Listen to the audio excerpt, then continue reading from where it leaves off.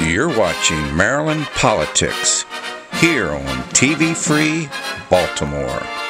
I want to welcome everybody to our first episode of TV Free's Maryland Politics. And in the studio today, I have Tony Campbell, who's actually running as a Republican for the U.S. Senate. Welcome to the studio. Thank you, Derek. Appreciate it. So, right out the gate, I'm going to ask you, why are you doing this? Why are you doing this, and how, as a Republican, as an African-American Republican, do you expect to stand a chance in a predominantly Democratic ran city of Baltimore? Well, first of all, thank you for having me here.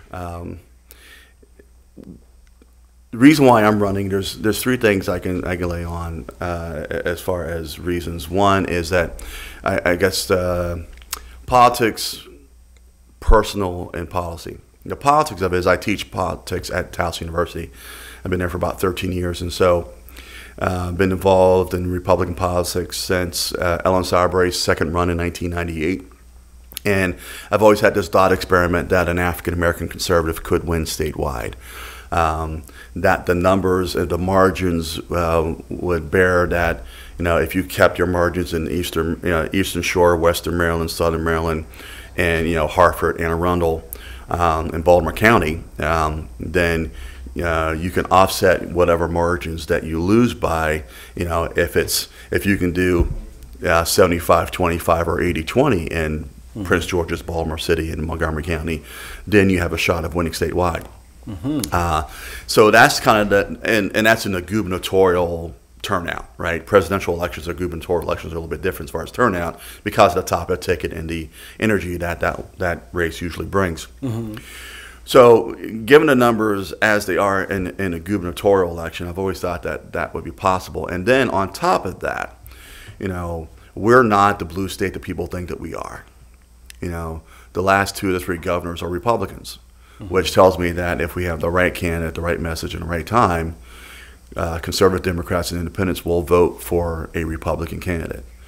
So by no means do I think it's going to be an easy election.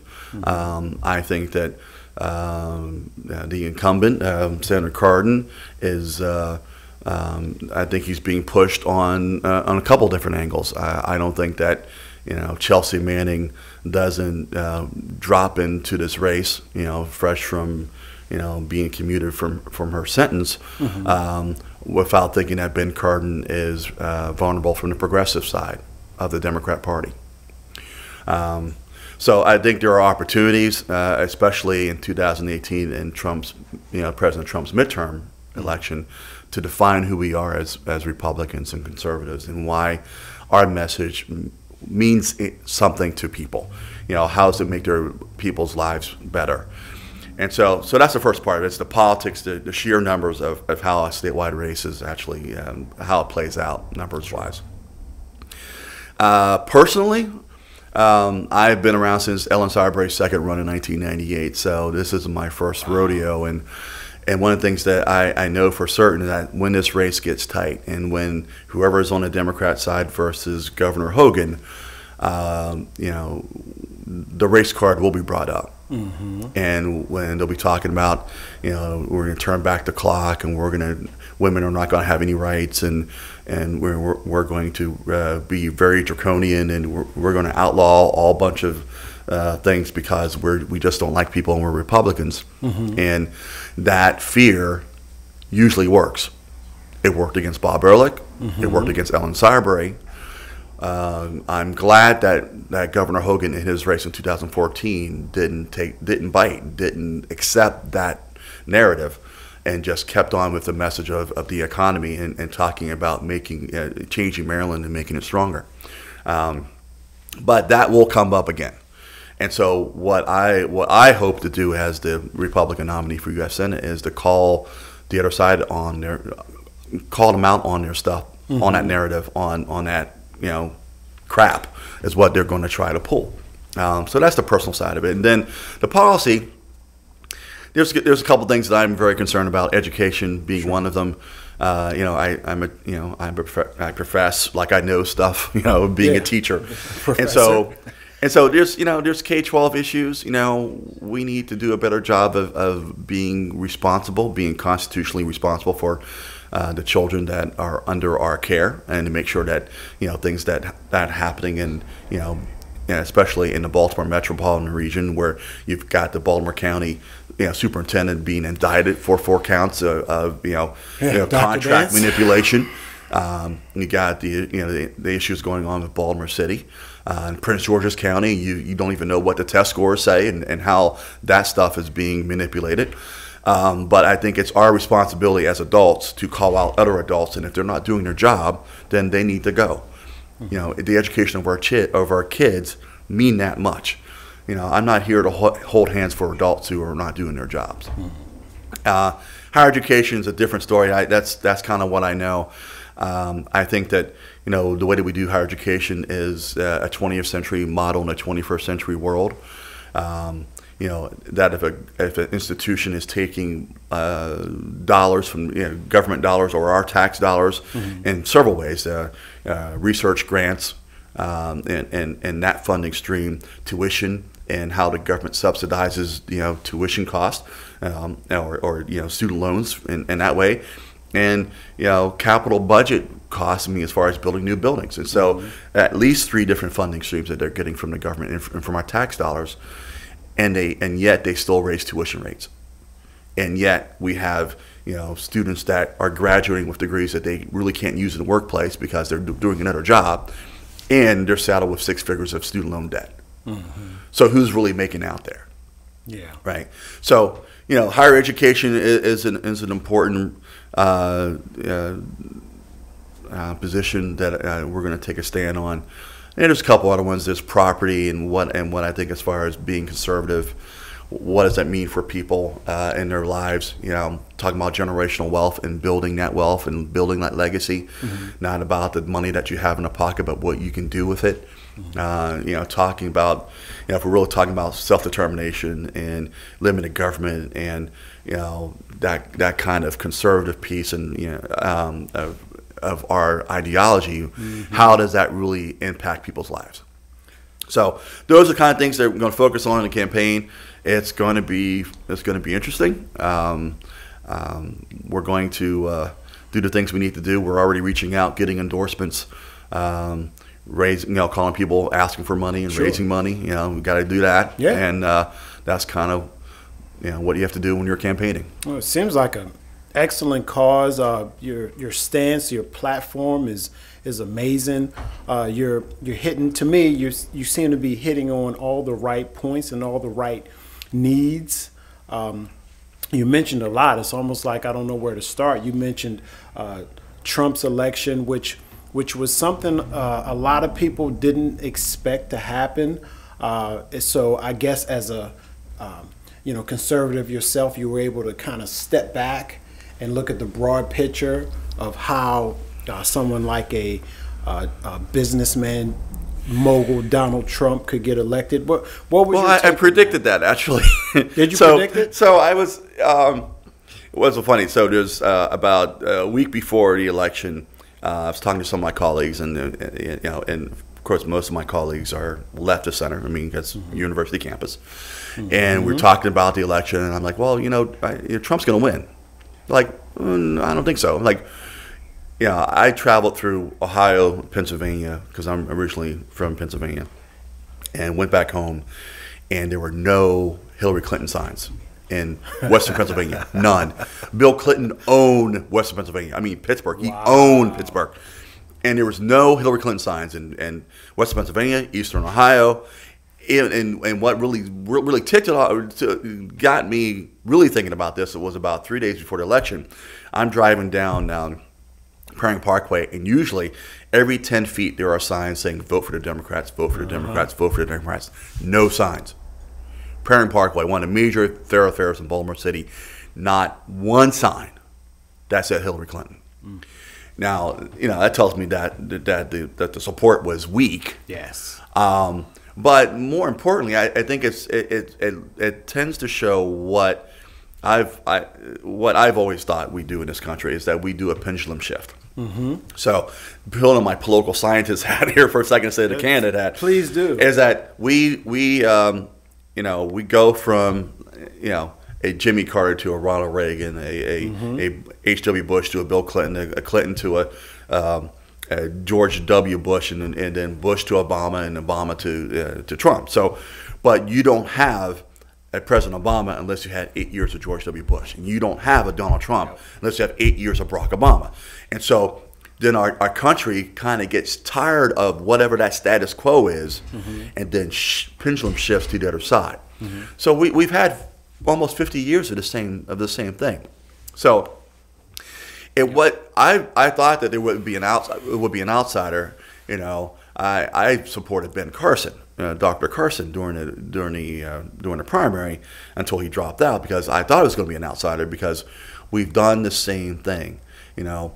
As far as kind of insider Washington kind of mindset, the deep state that we hear about. I mean, that stuff is true. The bureaucracy is true. But the bureaucracy doesn't really care if you're Republican or Democrat. The bureaucracy cares about its staying in power. The D's and the R's, they change from time to time. One thing that I think that Trump is doing, though, is he's kind of breaking that monopoly. And so there's a lot of folks who are very nervous about that. I mean, I think it's good for the Republic to shake it up every once in a while. In fact, it was Thomas Paine said something along those lines. I think that 2018 as Republicans, I think that again it's about us to define what we mean, who we are, and how does it make people's lives better. Because if we don't, then the other side, they're pretty good at defining who we are. Well, can I ask you? It's not really a personal question, but it's a question that I think would relate to a lot of African Americans. Myself, obviously being African American, I'm curious to what is your goal or goals per se in reaching out to the African American community and getting them to understand what true conservatism means? Well, I think a lot of folks understand what it is. I think the stigma is Republican versus Democrat. I don't think it's about a worldview. I don't think it's about kind of the social issues. I mean, both my parents are preachers. And a lot of folks that I know that go to church, they are pro-life. They have a particular view of the world that I would call social conservatives. They're moderate about about the things that they do. They don't go overboard. They live a moderate. They live well. They're not extravagant about what they do. They pretty much keep to their own business, and they're not really concerned about what other people do, right? Now, for me, that is at least libertarian, if not conservative. But I think our community doesn't really understand the meaning of libertarian versus conservative, right? And so, I agree. While I think that the mindset and even the heart of conservatism is within our community, the last 50 years of short term versus long term. If you vote for me, if you keep voting for me, I will provide resources for you. I think that if you're one of the things I think is a disservice is that both sides talk about we talk about jobs, and jobs is the end all and be all, and that drives me nuts. Yes. Because all a job does is to put money in your pocket to go out and buy whatever you need. To be consumers. It's not being a producer. It's not growing anything. It's using the wage that you get in your pocket. So, I think that we do a disservice by limiting ourselves to being consumers, and then we wonder why, if my choice is being a consumer being a Democrat, or being a consumer being a Republican, or what you say is a Republican, then why should I make that decision? Right. Because I'm comfortable where I'm at. Yep. We've been doing this for basically since the 1960s. Because for at least during the Eisenhower administrations in the 1950s, most black folks were Republican. Were conservative Republicans, right? Because of the history of the other side of the Democrat Party. So, there's a lot of unpacking. Sure. Sure. And the Senate campaign will not be going into a lot of that stuff because, it's as much as I like to be engaged in exchanging ideas and helping to further the conversation. We're going to be focused on the things I talked about. Education being a key of it. And that's exactly where I was going. That was my next topic that I wanted to bring up, which you already mentioned. And basically, you're already talking about it. A lot of what we're saying is teachings and education. And you mentioned the school system and focusing on things of that nature. So, what's your goals? What's if you were elected in this position, how much authority do you have over the schools and education? I mean, what kind of power is bestowed to you at that time? Well, as U.S. Senator, this goes to my third point that I didn't mention earlier, right? Is a proper understanding of the role of government, right? So, K-12 education, public education, is supposed to be run by the states and local governments, right? So the states have the authority through the 9th and 10th Amendments to then decide local educational issues, and then divest some of that power to local school boards, through charters and that kind of thing, through local governments and that kind of thing, because it's better for local governments to deliver local services as opposed to the state trying to do it, all that stuff. So, but what happens if local governments are failing to do it? What prescription can be used to enforce the rightful education of our children? So that's why I said before, it is not. I don't think it's. First of all, it's not the role of the federal government to step in, because again, 9th and 10th Amendment stuff. But there's some fiduciary responsibility that the national government has, and that is, we do Title I funding, we do free and reduced lunch funding, a variety of things. But the curriculum, curricular standards, teacher standards, the evaluation, what you're talking about, No Child Left Behind, Park and stuff like that, that stuff is left to the states. So it's my opinion that if local governments are not doing its job, the state government has a constitutional responsibility to then make sure that local government's doing the job. Just real quick, when you say local government, are you talking about like Baltimore County Public Schools, Baltimore City Public Schools, Wacomico County Public Schools, whatever that local LEA, the local education agency is, they really do not have the sovereign authority. They are given it by the state. Okay. And then, so then the State Board of Education basically manages those LEAs through a collaborative effort. So what I'm saying is that the state needs to step up and to make sure that if there are failing school systems, then it's not really the responsibility of local government to fix it, because they don't have the constitutional authority to do so. It's the state that is mentioned in the Constitution that has the authority to do so. So I think that's where, instead, because right now, what's happening is that, people don't want to hurt each other's feelings. And we've had literally decades of young people who have been, I don't go as far as saying failed by the schools, but they've been disenfranchised by these schools. I teach at a university, and probably a third of our kids need remedial math, reading, and those are the ones who make it to university. Well, what about these other kids and their futures? We need to be more responsible. We need to take up that mantle and say, look, we will not allow adults to mess this up. Mm-hmm. So that's, I understand. Yeah. And it's a tough task. It seems like it's a challenge. Everybody is part of every politician's platform is education. You hear every political figure mention it or bring it up. Yeah, but then what happens is that let's say what happened in Baltimore County. So who takes ownership of that? I mean, so that happens to the superintendent. Mm-hmm. Whose responsibility? Is it the county executives? Well, he acts like he doesn't really know what happened. Mm-hmm. Is it the school board? The school board asked for an audit.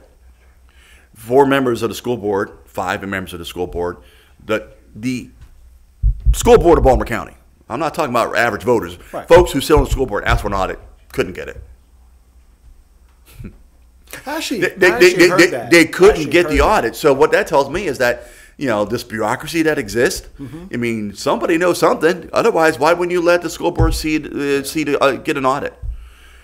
So there's too much. Maybe protecting each other or protecting the system or protecting the bureaucracy. No, I'm not about that life. No, we're responsible to make sure that kids are educated. What it sounds like to me is that the difference that you possess.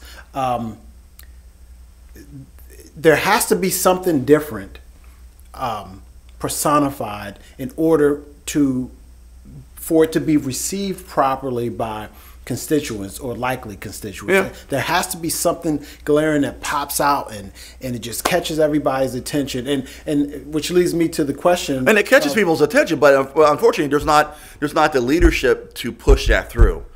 And because if it happens, who would support your ideals? Where is your support system going to come from? Well, every person that I've mentioned this to, and I've been, I started this kind of an exploratory thing about 4 weeks ago, and filed last Wednesday, and mm-hmm. I've probably talked to a couple hundred people mm-hmm. across the state, and every person that I've talked to, now, grant you this, they're all Republicans because I'm running in a Republican primary, right? So you have to go and do what you need to do to get past the first hurdle. Mm-hmm. But every person I talk to is like, well, you're right. But I think we instinctively know that it's right, but until someone takes up the leadership of actually saying what's going on and saying, okay, well, I have no problem, if I, people want to throw rocks at me or something, then go right ahead. They're going to try to dig up dirt on you. Yeah, go right ahead. I mean, I think there's a point in time that we have to be about the business of the people and not about whatever interests that are out there. So it's going to be a challenge. When is the elections coming up? When are they? June 26th is the primary. Yeah, I think this year, 2018. And November 6th is the general. So we've got a few months. The filing deadline is 2 weeks from today. Right now I think there's 4 or 5 people in the primary. Do you believe this is true? And it's kind of a rhetorical question, but no. I love the answer. I love the answer because it seems like whoever has the most money or the best support campaign, the most signs on the streets, right. the most TV commercials, that person, male or female, likely ends up winning. Yeah. Are you prepared to campaign really strong against your opponents? Well, I'm not going to campaign against my opponents. That's not the point of this. The point is to talk about the issues that matter. I love it. And so, you only have a finite amount of time to get across your message and what you want to try to do. Mm-hmm. And to waste time talking about other people is just diluting the message. Mm-hmm. So, we're going to be focused. We're going to be focused about what we do. We're going to be cognizant of, the time that exists, and, you have to get on the phone. You got to call people and ask for money. I mean, that's kind of the way politics works. And so, spend time every day calling folks, and gotten a decent amount of response. But we're just starting. We've literally got through 100 people. We probably have 10,000 people to call. Sure. So there's that piece. I've been involved in Republican politics for 20 years, and so I know basically every person that's either opponent or elected or along those lines. And so another part of that, as far as organizationally, is to make make collaborative efforts where you can. And reach out to folks and work together and not work separately. So we're doing some of that too. And just to reach out and just to be at as many places as we can. I mean, because ultimately it's about people going to on election day and on primary election day and choosing the first name on the ballot, which is Campbell right now. I was about to say C is up there high in the alphabet. So Professor, if you don't mind me asking, how old are you?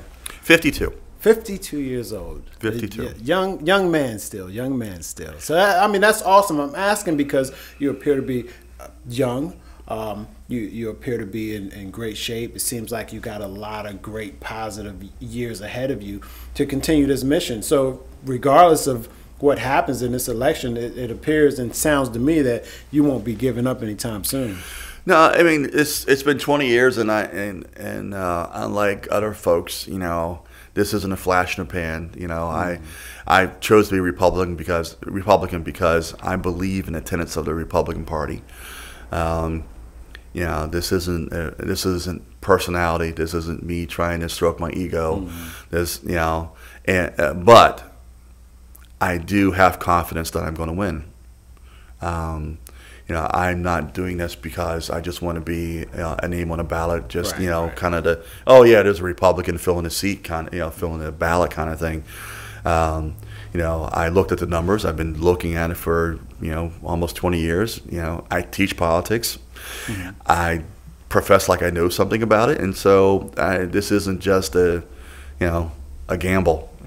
I want to thank everybody out there for watching this edition, our first edition of Maryland Politics here at TV Free Baltimore. I'm Derek Sterling, and you guys have a wonderful evening.